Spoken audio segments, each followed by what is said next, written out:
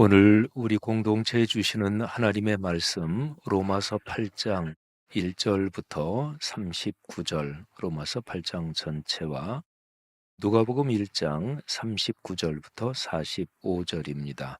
거룩하신 하나님의 말씀입니다. 그러므로 이제 그리스도 예수 안에 있는 자에게는 결코 정죄함이 없나니, 이는 그리스도 예수 안에 있는 생명의 성령의 법이 죄와 사망의 법에서 너를 해방하였음이라. 율법이 육신으로 말미암아 연약하여 할 수 없는 그것을 하나님은 하시나니, 곧 죄로 말미암아 자기 아들을 죄 있는 육신의 모양으로 보내어 육신의 죄를 정하사 육신을 따르지 않고 그 영을 따라 행하는 우리에게 율법의 요구가 이루어지게 하려 하심이니라. 육신을 따르는 자는 육신의 일을, 영을 따르는 자는 영의 일을 생각하나니, 육신의 생각은 사망이요 영의 생각은 생명과 평안이니라. 육신의 생각은 하나님과 원수가 되나니, 이는 하나님의 법에 굴복하지 아니할 뿐 아니라 할 수도 없음이라. 육신에 있는 자들은 하나님을 기쁘시게 할 수 없느니라.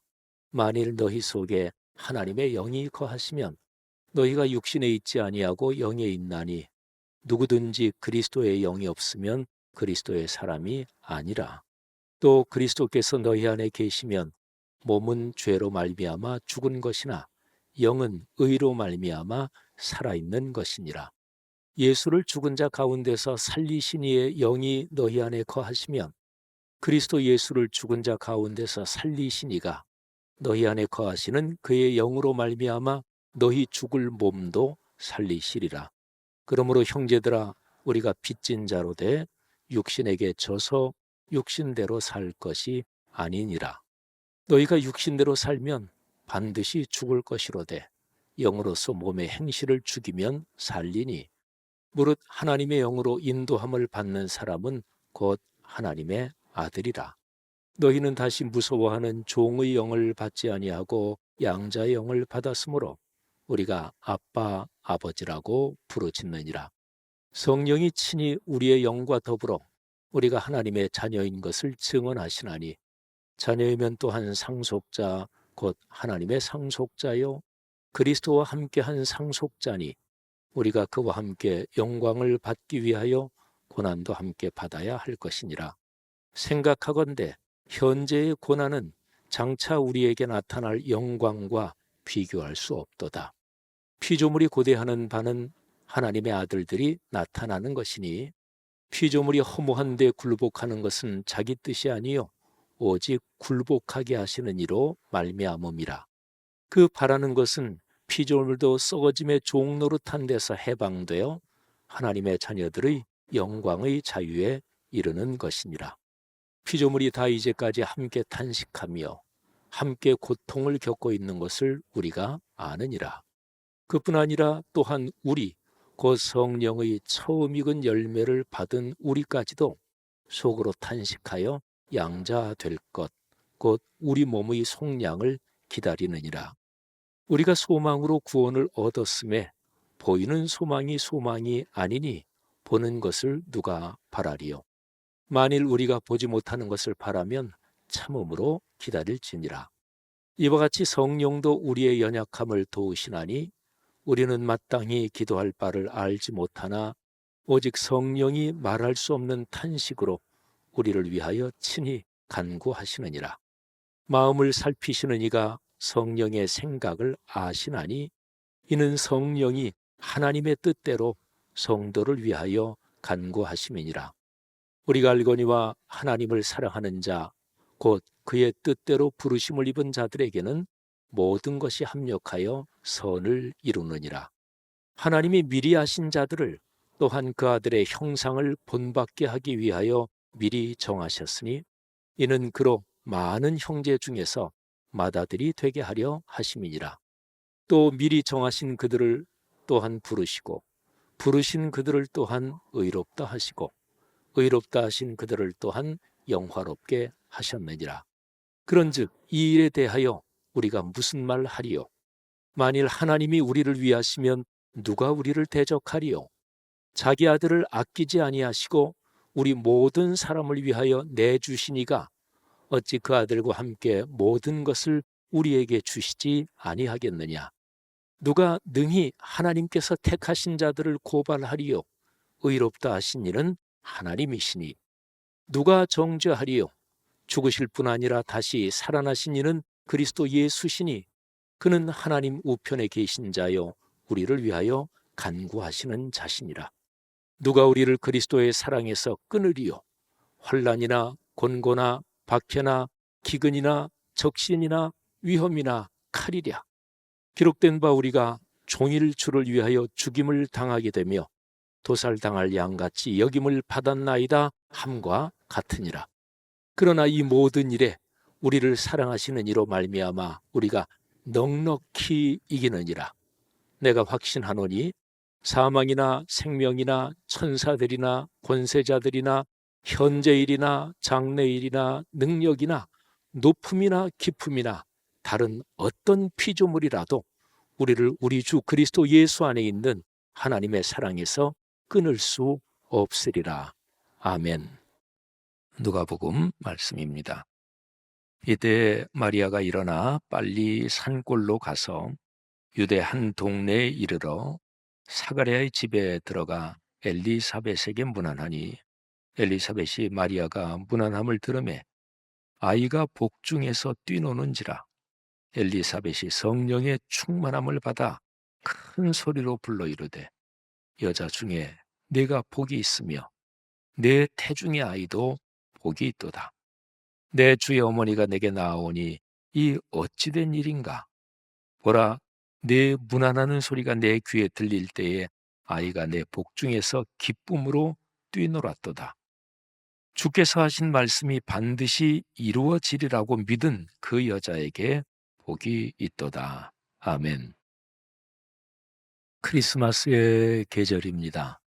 삼위일체 하나님, 전능하신 하나님이시죠. 또 창조의 주권자, 그리고 창조하신 모든 세계를 다 섭리하시는 분, 그리고 구원을 위해 이 세상에 오셨고 또 존재하는 모든 것이 다 끝날 때 마지막에 모든 것을 심판하실 주권자이십니다.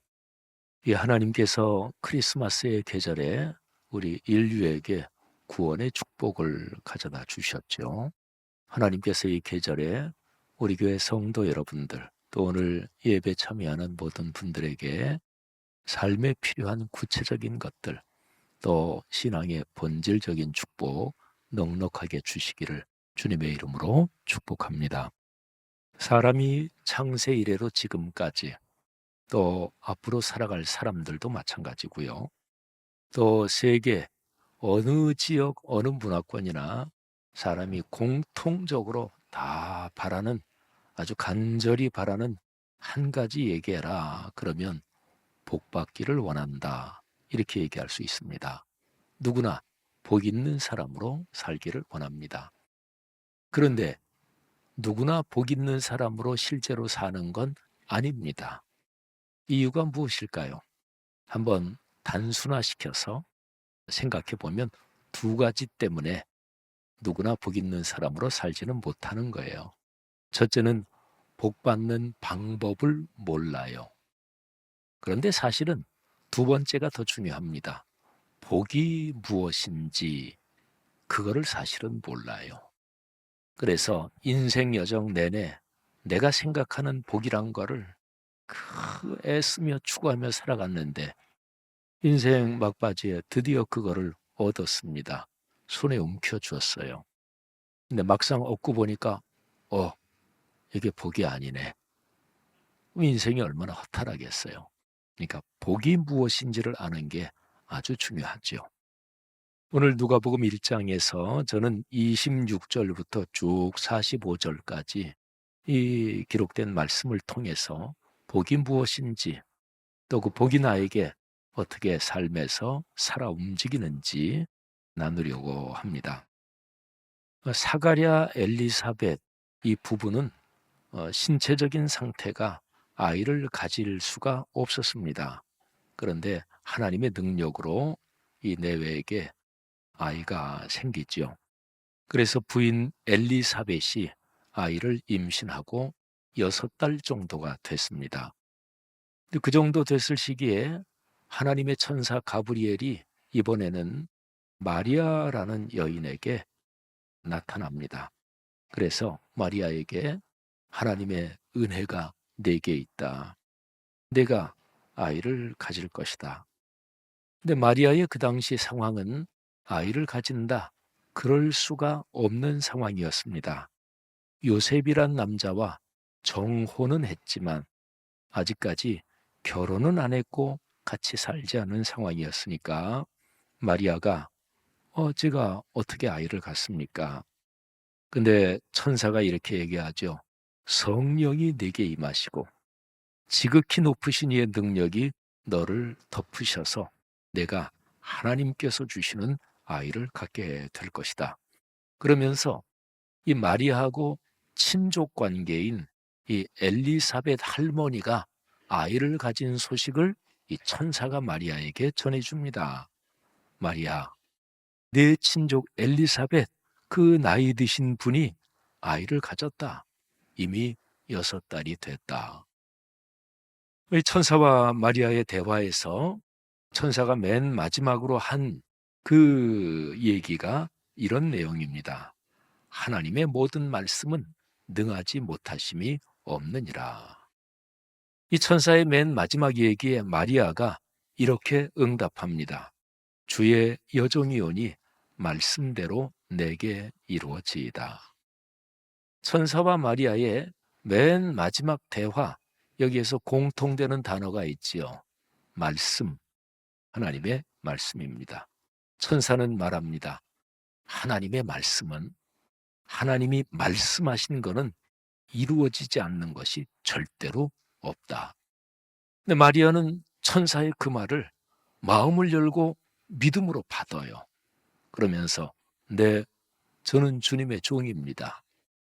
하신 말씀대로, 제게 주신 말씀대로 제게 이루어지기를 원합니다. 천사는 떠나고 마리아는 급히 일어나서 산골, 사가랴 엘리사벳이 사는 그 동네로 갑니다. 마리아는 저 북쪽 나사렛에서 살고 있었거든요. 북쪽 지방, 갈릴리 지방입니다.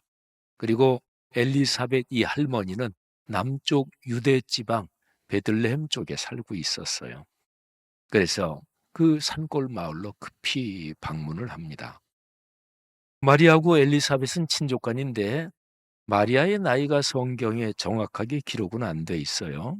근데 그 당시에 유대 문화권이나 여러 가지를 볼 때 마리아가 20살이 안 된 거는 분명합니다.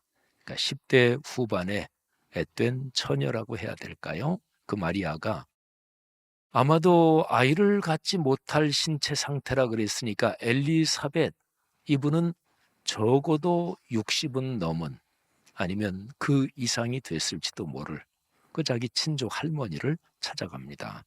전에부터 서로가 알고 있었겠죠. 마리아가 엘리사벳의 집에 도착해서 인사를 드리니까 뭐 할머니 하고서 불렀겠죠. 그랬더니 엘리사벳이 보니까 아이고 마리아가 온 거예요. 뭐 얼마 만에 보는 건지는 뭐 성경에 나오지 않지만 만일에 여러 해 만에 봤다 그러면 아이고 이렇게 컸구나 이런 생각을 하면서 너무나 기뻤겠지요. 그런데 마리아가 엘리사벳에게 인사하는 그때 이 엘리사벳의 태중에 있는 아이가 기뻐가지고 뛰놀았습니다.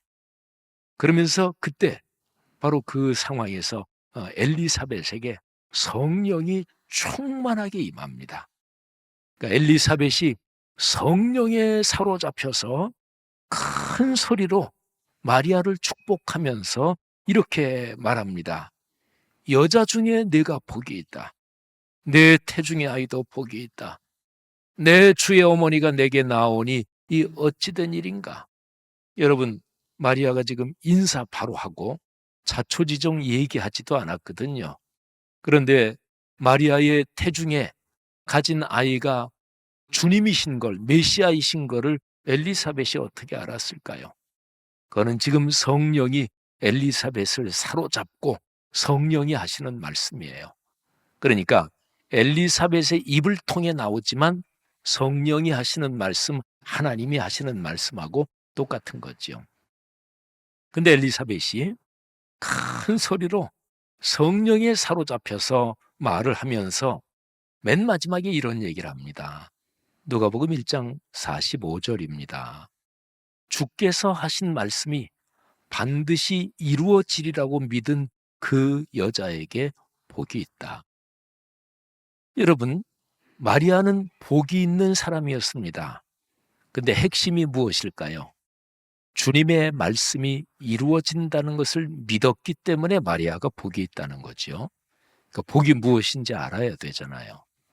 주님께서 하신 말씀은 이루어진다. 근데 여기 45절에서 상황은 아주 더 구체적이고 직접적입니다. 66권 성경을 우리가 갖고 있잖아요. 이 성경은 다 하나님의 말씀이죠. 예, 성경 하나님의 말씀인 것을 제가 믿습니다. 이 말씀 다 제가 믿습니다. 근데 이런 얘기가 아니고요. 하나님께서 어느 날 이 마리아에게 나타나셔서 마리아, 바로 그 여인에게 말씀을 주신 거예요. 그러니까 66권 성경 또는 이런저런 하나님의 말씀이 있지만 그런데 그게 아니라 하나님이 나타나셔서 그 여인 마리아에게 그 사람에게 말씀을 주셨는데 바로 나에게 다가온 그 말씀, 하나님이 나에게 주신 말씀, 하나님 이루어지는 것을 믿습니다. 이런 사람, 바로 그 사람에게 복이 있다 하는 것입니다. 여러분, 오늘 성경 이쪽 본문에서 마리아에 대해서 아주 특징적인 표현이 있습니다. 26절부터 누가복음 1장을 쭉 읽어보면 천사가 가브리엘이 마리아에게 나타나서 이렇게 인사를 시작해요. 은혜를 받은 자여 평안할지어다. 주께서 나와 함께 하신다. 그러니까 마리아에게 대해서 너는 하나님의 은혜를 받은 사람이다. 근데 은혜를 받았다. 이게 또 한 번 천사를 입을 통해서 마리아에게 전달됩니다. 30절에 보니까 천사가 이르되 마리아여 무서워하지 말라. 네가 하나님께 은혜를 입었느니라. 여러분, 마리아는 은혜를 충만히 받은 사람이에요. 은총을 충만히 받은 사람이죠. 그래서 2000년 교회 역사에서 은총이 가득한 마리아여, 이런 아주 전형적인 기도 문구가 있기도 합니다. 자, 마리아가 은혜를 받았어요. 근데 마리아가 받은 은혜는 무엇일까요? 바로 구체적인 상황에서 하나님이 마리아에게 말씀을 주신 것입니다. 여기 앉아 계신 여러분과 저는 다 그리스도인으로 인생길을 걸어가며 66권 성경이 하나님의 말씀이라는 것을 믿습니다. 감사한 일이죠. 그런데 거기에서 한 걸음 더 구체적으로 한번 생각을 해야 됩니다. 하나님이 여러분에게 주신 말씀이 무엇입니까? 더 좁혀볼까요? 한 주, 두 주간 어간에 하나님이 여러분 개인에게 어떤 말씀을 주셨습니까? 공예배 시간에 설교를 통해서, 또는 여러분이 날마다 말씀을 묵상하는 중에 하나님이 시편의 어떤 구절 또는 설교의 어떤 표현, 어떤 선포의 내용이 내 마음에 깊이 다가오고, 그게 바로 하나님이 나에게 주신 말씀이에요.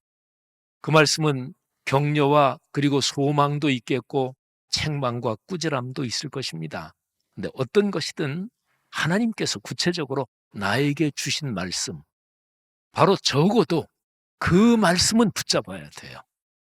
그 말씀이 내게 이루어지기를 원합니다. 이루어질 것을 믿습니다. 그래야 그 사람이 복이 있는 사람이다 하는 거죠. 자, 그러면 마리아가 하나님께 은혜를 입었네. 구체적인 내용이 뭐라고요? 하나님께서 마리아에게 구체적인 삶의 상황에서 말씀을 주셨고 마리아는 그 말씀을 꽉 붙잡았어요. 성도 여러분들이요, 이 크리스마스의 계절에 하나님께서 공예배 때 또는 말씀 묵상 중에 또는 동네 모임에서 말씀 묵상을 서로 나누는 중에 여러분에게 구체적으로 말씀을 주실 것입니다.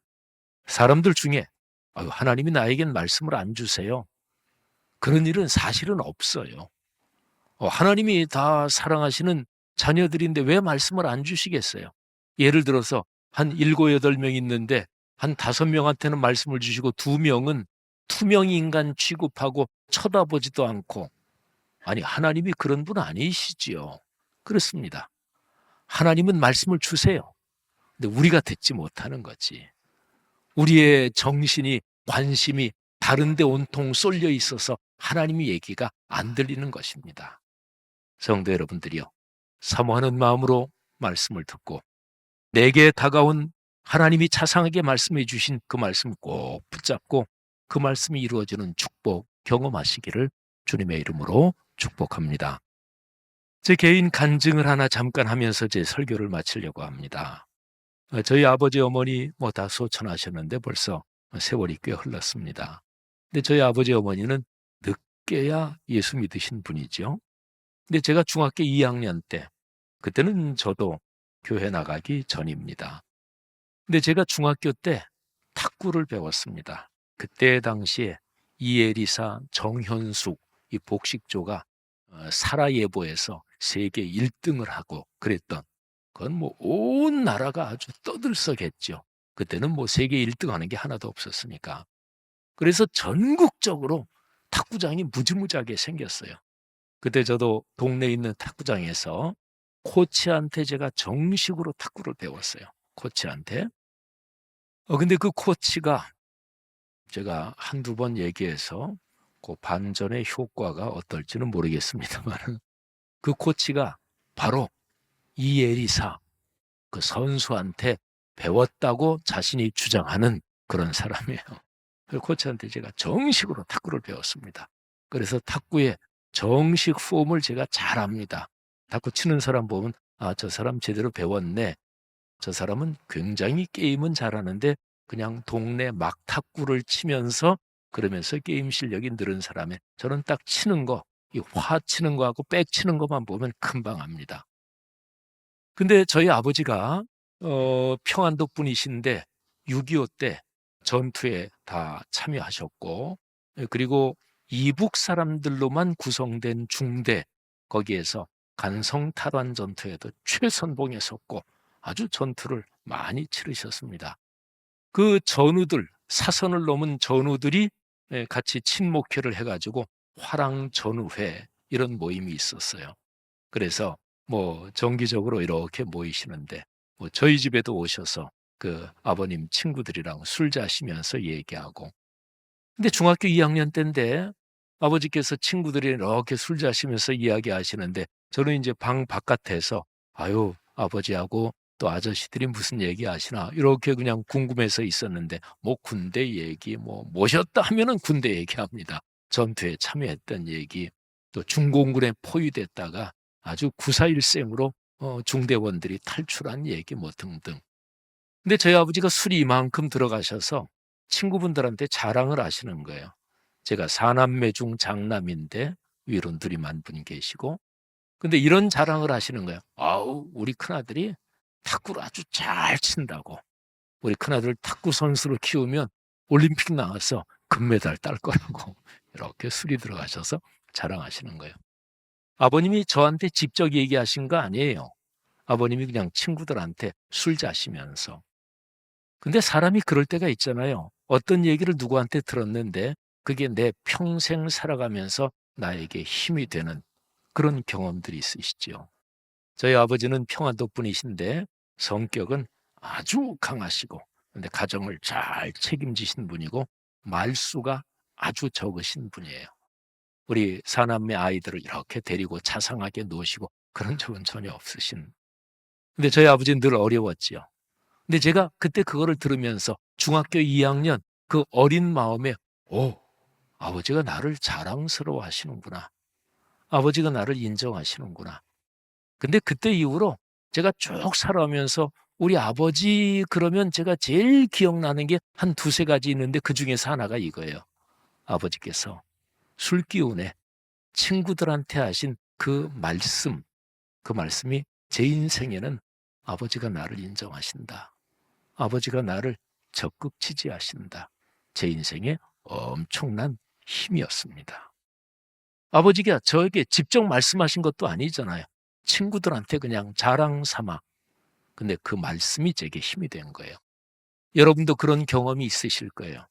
인생 살아오면서 초등학교 때 어떤 선생님의 칭찬, 또는 내 배우자의 칭찬, 아니면 나를 가르친 어떤 교수님의 칭찬, 뭐 어떤 거든지 간에 내 인생에 큰 힘이 되는 말씀. 그렇죠. 결국에 사람의 인생에 힘이 되는 거는 내가 들은 말씀이 힘이 되는 거예요. 사람의 말도 그럴진데 하나님께서, 전능하신 하나님께서 내게 구체적으로 말씀을 주신다. 이것처럼 큰 힘이 어디 있을까요? 사랑하신 여러분, 하나님의 거룩한 말씀을 사모하시고 그 말씀이 여러분의 삶에 큰 복이 되는 그 축복이 이 크리스마스의 계절에 넘치기를 축원합니다.